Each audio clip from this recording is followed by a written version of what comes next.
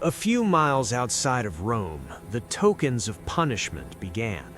There was a place where the road crossed a little wasteland of rock and sand, a few acres in extent, and the person in charge of the exhibit had, with an eye for effect, chosen this particular spot for the first crucifix. The cross had been cut out of fresh new wood, pitch-bleeding pine, and since the ground fell away behind it, it stood stark and bare and angular against the morning sky, so huge and impressive, overlarge since it was the first, that one hardly noticed the naked body of the man who hung upon it.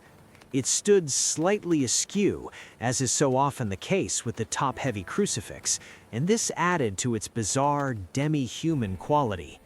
Caius drew up his horse and then walked the animal toward the crucifix, and with a little flick of her courtesy court, Helena ordered the litter slaves to follow.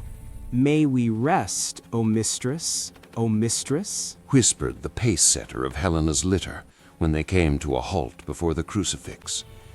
He was a Spaniard, and his Latin was broken and wary. "Of course," said Helena.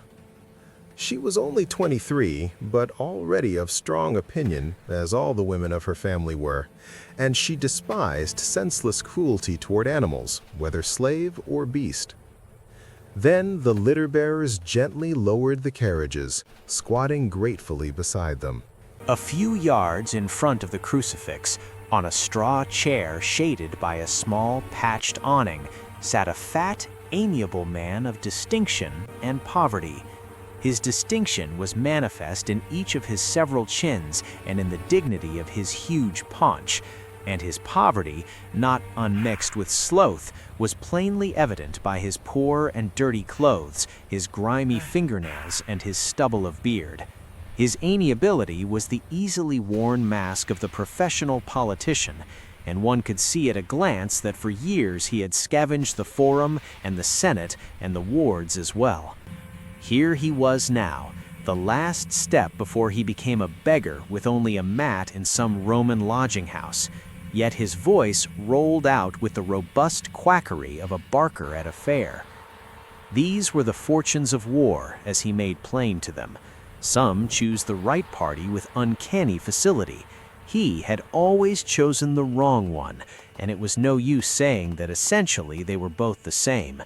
This is where it brought him, but better men fared less well. "You will forgive me for not rising, my gentle sir and my gentle ladies, but the heart.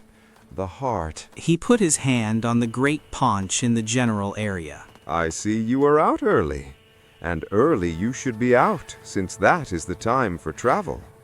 Capua?" Capua, said Caius. Capua indeed, a lovely city. A beautiful city, a fair city, a veritable gem of a city. To visit relatives, no doubt?